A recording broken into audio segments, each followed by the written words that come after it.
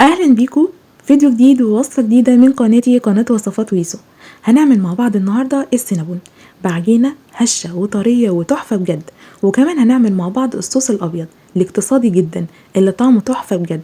هتكملي معايا الفيديو للنهاية، هيعجبك انا عارفة ومتأكدة انه هيعجبك.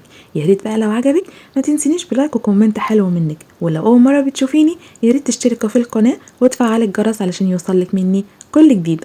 مع بعض ان شاء الله النهارده زي ما حضراتكم كده شايفين هنقدم السينابون بطريقه سهله وبسيطه، وبجد شكله تحفه وطعمه بجد مبهر جدا. يلا بقى نصلي على الرسول ونبدا الفيديو بتاعنا على طول. اول حاجه جهزها الخميره بتاعتي، هجيب بوله وهحضر فيها 4 معالق كبار من السكر. تمام كده. وهنستخدم كمان باكو ونص من الخميره الفوريه. لو عندك بقى الخميره دي في علب هتستخدمي 1.5 معلقة كبار. كمان هستخدم كوباية كبيرة من اللبن، وطبعا لازم يكون اللبن معايا دافي علشان يشغل لي الخميرة بتاعتي. هقلب بقى كده بالمعلقة تقليبة سريعة علشان بس السكر يدوب، وبعد كده هغطيها. اي حاجة بقى عندك، قطعة استرتش، فوطة، طبق، اي حاجة هغطيها علشان تبدأ تتفاعل، وهسيبها كده على جنب لمدة نص ساعة. في الوقت اللي هسيبها هي ترتاح فيه هجهز المواد الجافة بتاعتي. المواد الجافة الدقيق بتاعنا هنستخدم 4 كوبايات وربع من الدقيق متعدد الأغراض اللي أنا استخدمته دلوقتي. كمان هستخدم معلقة كبيرة كده من البيكنج باودر، وذرة ملح بسيطة ممكن تاخديها كده من بين ايديكي، يعني من بين صوابعك الاتنين كده، حاجة بسيطة جدا، يعني ربع معلقة صغيرة من الملح. هنقلب بقى البودر مع الملح مع الدقيق، وكمان هنضيف المكون السحري اللي هيخلي عجينتنا هشة وطرية بجد، 2 معلقة كبار من اللبن البودر. وهقلب بقى كل المكونات دي مع بعضها تاني علشان كلها تتجانس مع بعضها. تمام كده. هكون مجهزة بقى بيضتين بدرجة حرارة الغرفة، وهضيفهم كمان على المواد الجافة بتاعتي. طالما بيض يبقى كده هنستخدم فانيليا. ايا كان نوع الفانيليا اللي عندك هستخدم كده معلقة صغيرة من الفانيليا سواء سايلة او بودر. هقلب بقى بالمعلقة كده البيض الاول مع باقي المكونات، وبعد كده هكون مجهزة طبعا خلاص الخميرة بتاعتي، هجيبها اضيفها على طول على المواد الجافة. تمام كده، مفيش اي حاجة لغاية دلوقتي فيها اي حاجة صعبة. هننزل بقى خلاص الخميرة بتاعتنا شغالة وزي الفل، هنزل بيها كل الكمية دي على الدقيق كله، وهقلب بقى تقليبة سريعة كده بايدي. وبعد كده طبعا لازم هنستخدم ايدينا. هقلب بقى كده بصوابعي بس كده، مش هعجن عجين، يعني هقلب بصوابعي كده الاول، وبعد كده بقى لازم طبعا العجينة دي تتخدم كويس جدا. هتفضلي بقى كده شغالة لمدة مثلا ربع ساعة. اخر مكون او هنضيفه مع بعض كده وهو الزبدة. هنستخدم الزبدة، هستخدم تلت كوباية من الزبدة السايلة، كانت عندي متجمدة في الفريزر، حطيتها كده على حمام مائي لغاية ما بقت سايلة بالدرجة دي. لو انت عندك الزبدة في المطبخ عادي بدرجة حرارة المطبخ هتستخدمي 3 معالق كبار من الزبدة، بس يكونوا مليانين شوية. هنقلب بقى كده، وما تقلقيش خالص نسبة الزبدة مش كتيرة خالص على العجينة. بجد العجينة النهاردة بتاعتنا تحفة، كل مقاديرها مظبوطة 100%. بس انت بس جربيها كده وقوليلي رأيك فيها ايه. تقدري بقى تعملي منها كل المعجنات اللي نفسك فيها، يعني هتعتمديها وهتجربيها وبإذن الله هتعجبك، وهتكتبي لي في كومنت حلو منك ان هي عجبتك وانك جربتيها.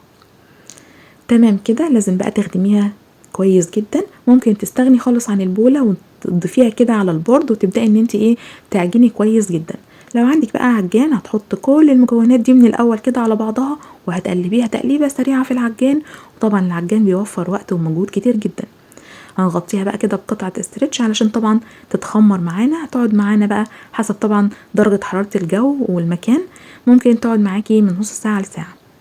بالنسبة ليا انا شغلت الفرن، ودي افضل طريقة للتخمير طبعا. شغلت الفرن لمدة 5 دقايق كده، وبعد كده طفيته ودخلت البولة دي في الفرن لمدة 10 دقايق بالظبط. العجينة كانت اختمرت معايا. دلوقتي بقى هنجهز الصوص الابيض. انا هستخدم نص كوبايه من الجبنه الكريمي، تقدري تستبدليها ب6 مكعبات او مثلثات من الجبنه اللي احنا بنشتريها عادي. كمان هستخدم نص كوبايه من السكر، وكمان هنستخدم 2 معلقة كبار من اللبن البودر، و2 معلقة كبار من الكريم شانتيه الخام. تقدري بقى تستخدمي ال4 معالق دول يا اما لبن بودر يا اما كريم شانتيه خام. تمام كده. هنضيف بقى كمان ذرة بسيطة جدا من الفانيليا، يعني ربع معلقة صغيرة كده، وكمان معلقة كبيرة من الزبدة والزبدة هنا بدرجة حرارة الغرفة. واخر اضافة معايا وهي كوباية من الحليب او اللبن، طبعا ساخن علشان السكر معايا يدوب. تمام كده، هنضربهم بقى في الخلاط كده 3-4 دقايق لغاية ما يتجانسوا مع بعض ونحصل على قوام كريمي جدا زي ما حضراتكم شايفين كده. في الاول بيبقى خفيف، بعد كده لما بنحطه في التلاجة ويقعد معانا فترة بيبقى زي ما انت عايزاه بالظبط. هفضيه بقى انا كده في اي بولة او في اي حاجة زي ما انت عايزة، وهغطيه. اهم حاجة ان انت تغطيه وتحطيه في التلاجة بقى لغاية ما تبدأي ان انت تستخدميه. تمام كده، انا خلاص فضيته وغطيته كمان بالاسترتش، وهحطه بقى في التلاجة لوقت استخدامه. العجينة بتاعتنا بعد 10 دقايق بالظبط زي ما حضراتكم شايفين اختمرت وبقت زي الفل. فعلا فكرة التخمير دي حلوة جدا ومنجزة في الوقت. هبدأ ان انا اهبطها وعلى طول على استخدامها على طول. بصوا عجينة طرية فعلا وهشة بجد تحفة جدا. هبدأ بقى ان انا اطلعها كده من البولة. بصوا استرتش جدا يعني تحفة.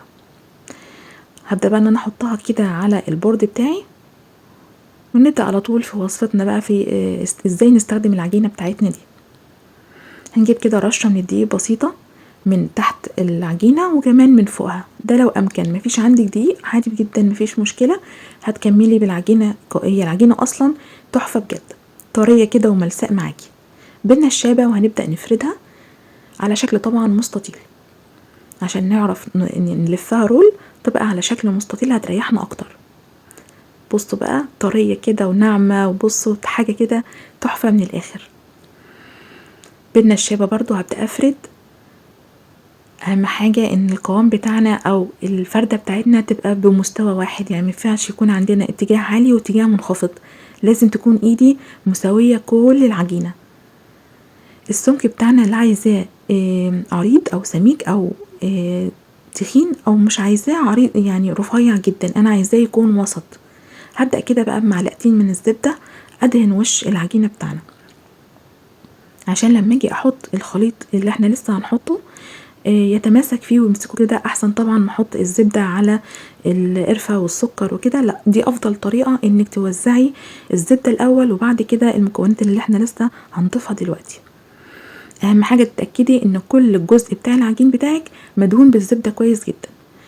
وده بقى الخليط اللي انا بقولكوا عليه. هنستخدم دلوقتي سكر، حوالي 4 معالق كبار من السكر،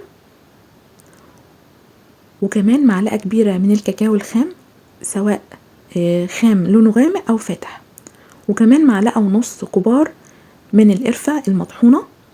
تقدري لو انت مش بتحبي القرفة تستبدليها بنسكافيه بودر عادي، تحطيه برضو بيبقى طعمه تحفة جدا. هنقلب بقى كل المكونات دي الاول مع بعض، وهنا الكاكاو بيديله تطعيمة حلوة قوي وكمان لون مميز. تمام كده، وهبدأ ان انا ارش بقى بايدي كده. افضل طريقة ان انتي توزعي بيها بايدك كده، مش هخلي جزء فيه من العجينة باين كده، لازم كله يكون متغطي بالخليط بتاعنا ده. تمام كده زي الفل. وبايدي كده بقى همشي على الخليط بتاعنا علشان يلزق في العجينة مع الزبدة. هغسل ايدي بقى كده وهبدأ ان انا الف العجينة رول بالراحة خالص، جزء جزء كده لغاية ما تيجي عند المنتصف. خلاص بقى هي هتبقى متماسكة معاكي وهتعرفي ان انتي تظبطيها. خلي بالي بس ان العجينة فعلا طرية جدا، فخلي بالي بقى من يعني حركات ايديا دي فيها بتبقى واضحة. على قد ما اقدر اكون بتعامل معاها برفق خالص. هلف بقى كده بايدي من النص وابدأ ان انا اطلع بيها لقدام علشان اكمل بقية الشكل بتاعنا ويبقى معايا الرول مظبوط جدا. هقفل بقى كده تقفيلة بسيطة بس علشان لما اجي اقفلها على يعني اقلبها على الوش التاني السكر والقرفة بتاعي ما يتكبوش طبعا على البورد بقى ويبقى منظر العجينة مش كويس خالص. هقفل بس كده تقفيلة بسيطة وهرجع ان انا اقلبها على وشها، وبعد كده هبدأ ان انا اقطعها على طول بالسكينة كده. هبدأ ان انا اقيسها بصوابعي، كل 4 صوابع كده هقطع. عايزة هيعملوا معايا 11 قطعة. لو عملتي على وزن 3 صوابع هيعملوا معاكي 12 قطعة. لو حابة بقى ان انت تعملي ميني سينابون هتصغري الحجم شوية. تمام كده، هتقطعي بقى كده لغاية ما تخلصي كل الكمية بطريقة متساوية طبعا، والسكينة اللي معاكي لازم تكون حامية علشان تقطع معاكي الشكل كده مظبوط ما يطلعش فيه خزعبلات ولا حاجات مش كويسة كده. ده الطرف بقى اللي قلتلكوا عليه، هاخده كده واشده وانزله لتحت. اولا هيثبت لي قطعة السينابون، يعني هيوقفها كويس جدا. ثانيا هيمنع ان السكر والقرفة ينزلوا في الصينية ويبهدلوا لي الدنيا ويتسكروا مني في الصينية بتاعتي او في الصاج بتاعي اثناء التسوية. كل واحدة كده بعملها بنزل الطرف بتاعها وابدأ ان انا احطها او اثبتها في الصينية. طبعا بسيب فراغ بين كل واحدة وواحدة لانها لسه هتتخمر ولسه هتكبر عن كده كمان. تمام كده زي ما حضراتكم شايفين عمل معايا 11 قطعة. هنبدأ بقى كده في مرحلة التخمير، هخطيهم بقطعة فويل او استرتش او فوطة زي ما تحبي. وبرضو نفس الفكرة اللي عملتها مع العجينة هعملها دلوقتي. هسخن الفرن حوالي 5 دقايق بس، وادخل الصينية بتاعتي دي الفرن وهو مطفي طبعا، وهسيبها لمدة بس 10 دقايق هتلاقيها اتخمرت معاكي. ده منجز جدا للوقت. تمام كده هحطها بقى زي ما قلت لحضراتكم كده، هكون مشغله الفرن وطفيته وهحطها على الشبكة عندي في الفرن علشان تتخمر معايا. بس مجرد 10 دقايق هتطلع متخمرة زي ما انت عايزاها اهي. بس كده طلعت معايا زي الفل اهي. كده انا وصلت للقوام اللي انا عايزاه، هتخمر فعلا حلو قوي. تمام، هو كده بقى جاهز معايا للتسوية. في الوقت ده بقى هشغل الفرن على درجة حرارة 180 وهحط الصينية بتاعتي في نص الفرن، يعني في الوسط زي الكيك بالظبط، زي ما بنعمل الكيك على درجة حرارة زي ما قلت لحضراتكم 180 لمدة تلت ساعة كده. بقعد متابعة بقى طبعا لغاية ما يبدأ الوش بتاعه يحمر. وقت ما احمر خلاص بخرجه، وعلى طول بجيب كوباية من الصوص اللي انا عملته وهو سخن كده بنزل بيه عليه على طول الصوص. اولا هيديله تطعيمة حلوة قوي، ثانيا هيطريه معايا. وما تقلقيش من اي زيادات في الصينية، كل ده السينابون هيتشربه.